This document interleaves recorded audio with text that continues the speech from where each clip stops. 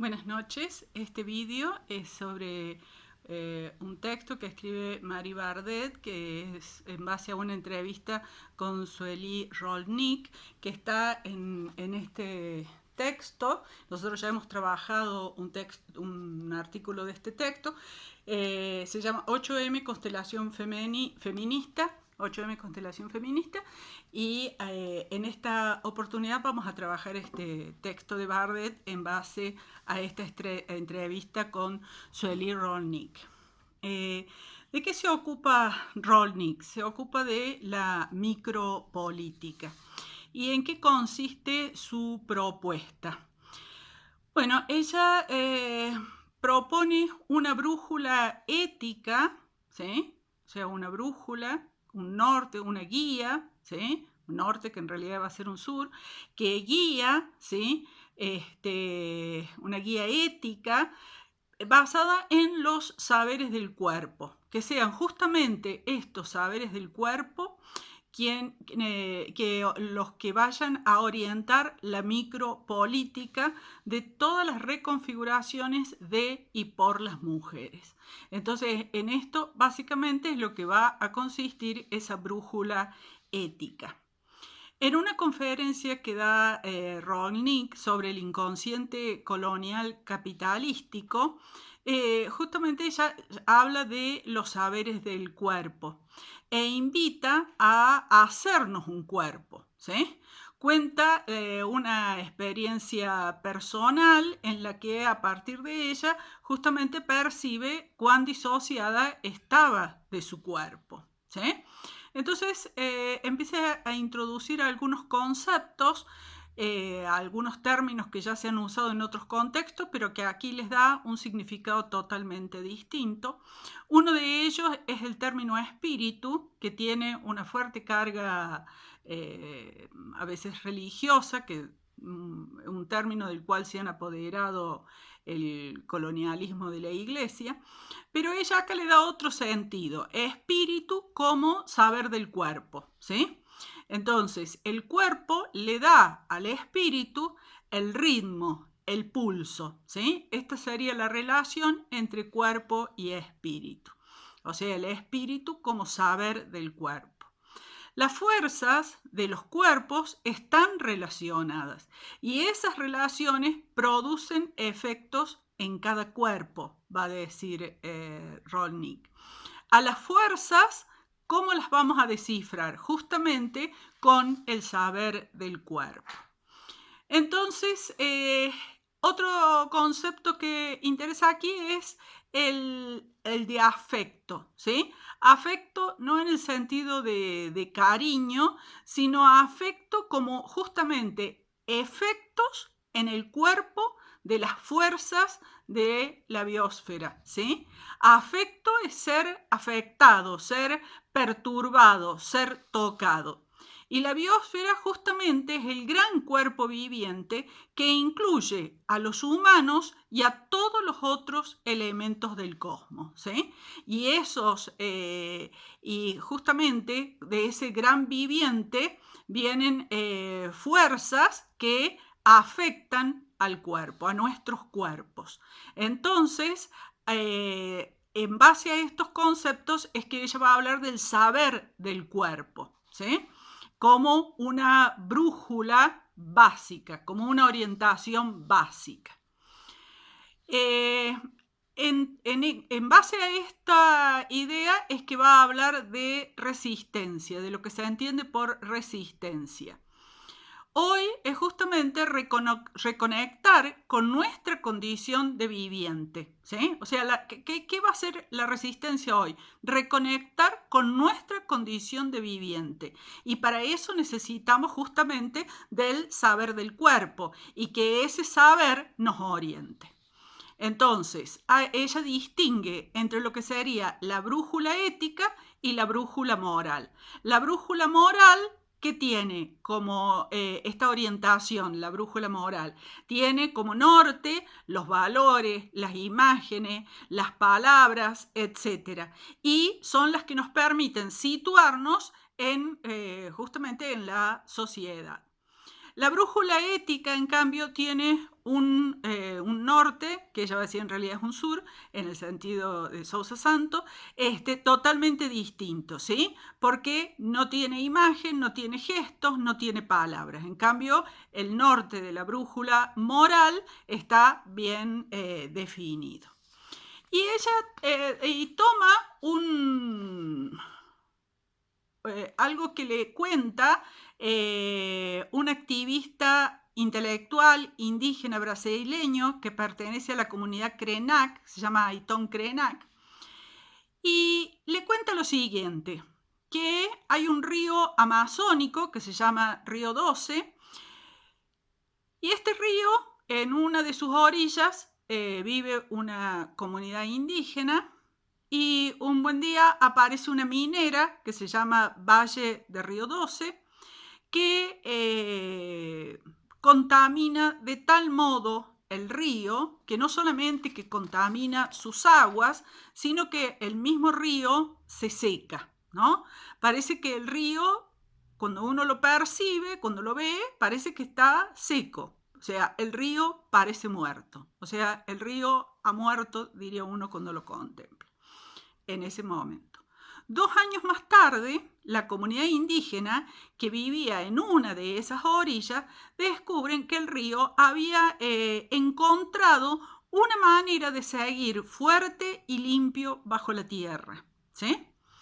Entonces, a partir de esta historia, ¿qué es lo que ella utiliza esto para pensar las luchas feministas, ¿no?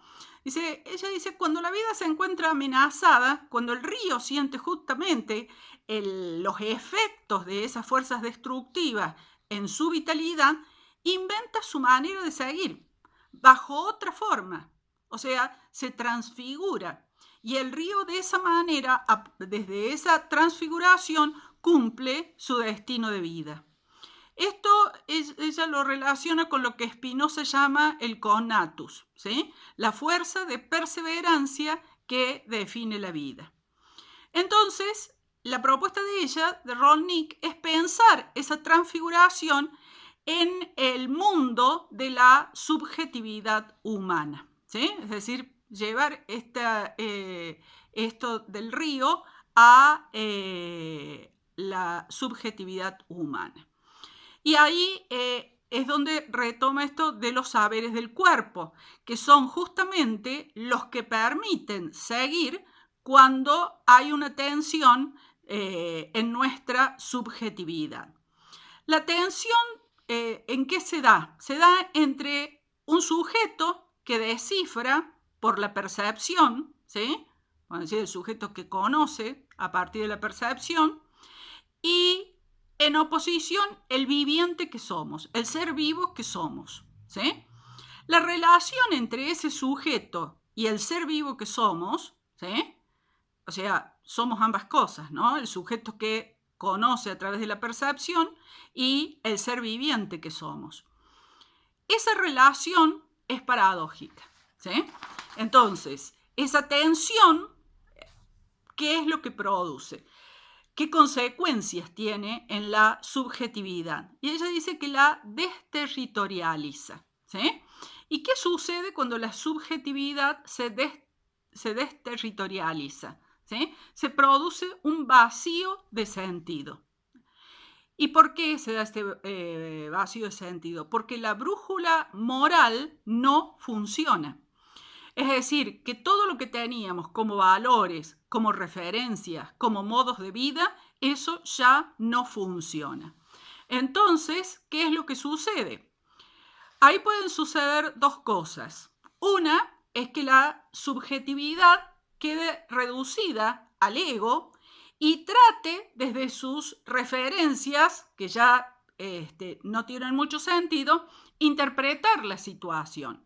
Entonces, ¿qué va a pasar allí? Que va a ver la situación como peligro, ¿sí? Va a interpretar como peligroso, ¿sí? Y esto le va a provocar angustia.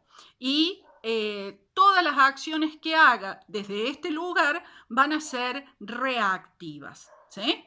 Y todo lo que es reactivo en realidad tiene que ver con la micropolítica del régimen colonial capitalístico, ¿sí? Entonces, esta forma, digamos, de reaccionar es antiética porque impide cualquier proceso de germinación. Impide, sería como que el río no pudiera transformarse para lograr justamente esa transfiguración, ese nuevo y cumplir su destino de vida. ¿Sí? ¿Por qué? Porque queda atrapado en estas referencias que ya no tienen sentido. En cambio, si la subjetividad soporta este vacío y permite que aparezca el destino ético de la pulsión, ella utiliza ahí pulsión en el sentido freudiano, pero concretamente se está refiriendo a la fuerza vital que hay en el ser humano, cuando se permite, ¿sí?, que se dé esta transformación, la subjetividad sigue la fuerza vital y puede dar forma, puede crear otra manera de vivir, justamente como hizo el río. Entonces, la otra forma, la reactiva, nunca puede ser creadora, nunca puede dar lugar a una transformación. En cambio, esta forma de seguir la fuerza vital sí es creadora, ¿sí? Entonces, tenemos que ver cuál es la diferencia entre este sujeto que aprende por la percepción y el cuerpo que aprende por los afectos, ¿sí? Ya habíamos visto lo que significaba el término afecto, ¿no? Como el mundo, digamos, la biosfera, actúa sobre el cuerpo, ¿sí? Entonces, el sujeto cuando aprende por la percepción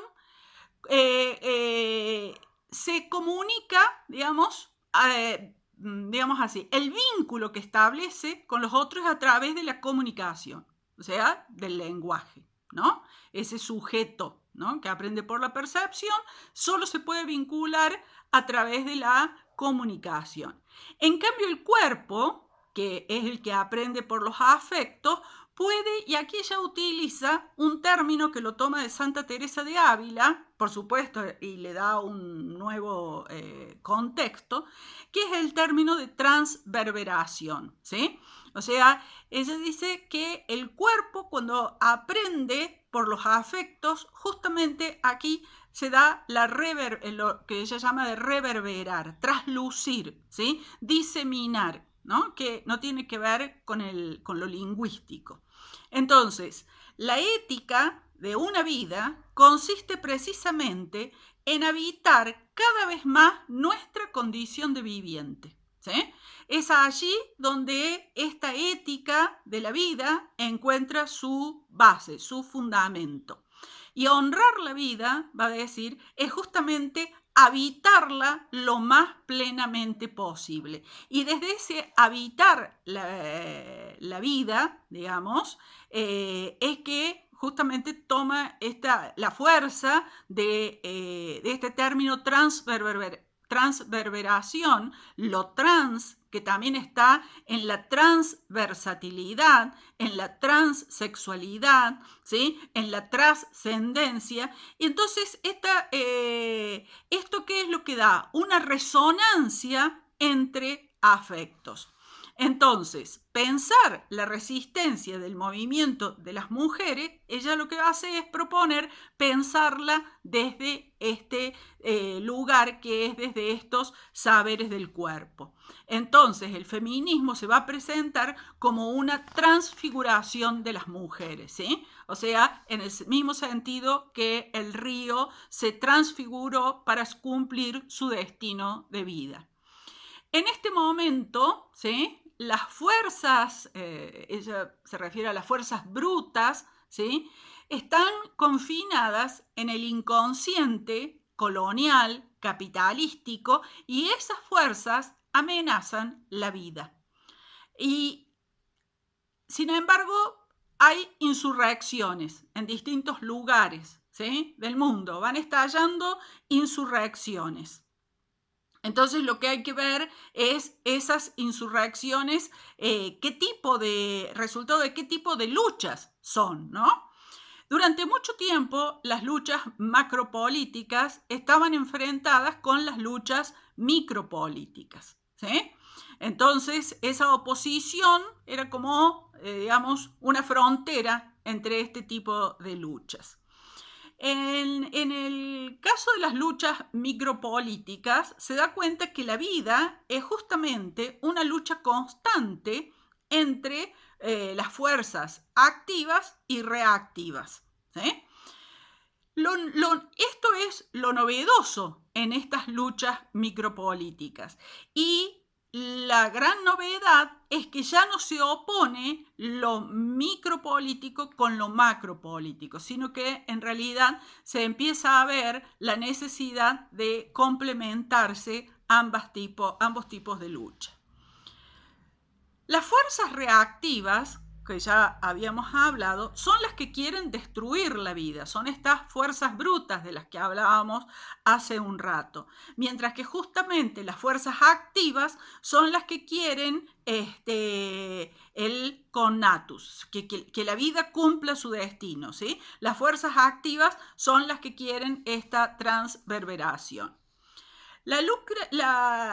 Vamos a comparar los dos tipos de lucha. La lucha macropolítica es una lucha por oposición y en ese sentido es dialéctica. ¿Por qué es dialéctica? Porque hay intereses que se oponen. En cambio, la lucha micropolítica, ¿qué es lo que hace? ¿Cómo trabaja? Trabaja, y aquí ya toma la idea de personaje, ¿sí? Y lo que hace esta lucha es deshacer nuestro personaje en la escena de relaciones de poder. Todos cumplimos un personaje, ¿sí? Ejecutamos un personaje, actuamos un personaje en la escena de las relaciones de poder, ¿sí? Entonces, la lucha micropolítica, ¿en qué consiste? En deshacer ese personaje. ¿Y cómo se lo va a deshacer? Creando un nuevo personaje, ¿sí? Entonces, se van a disolver los personajes que sostienen las relaciones de poder y se va a crear un nuevo personaje. Ese nuevo personaje, ¿sí? ¿Qué características va a tener? Que va a estar conectado con los saberes del cuerpo, ¿sí? Va a estar orientado por la brújula ética, ¿sí? Que orienta todas sus prácticas de cura, de alimentación, etc.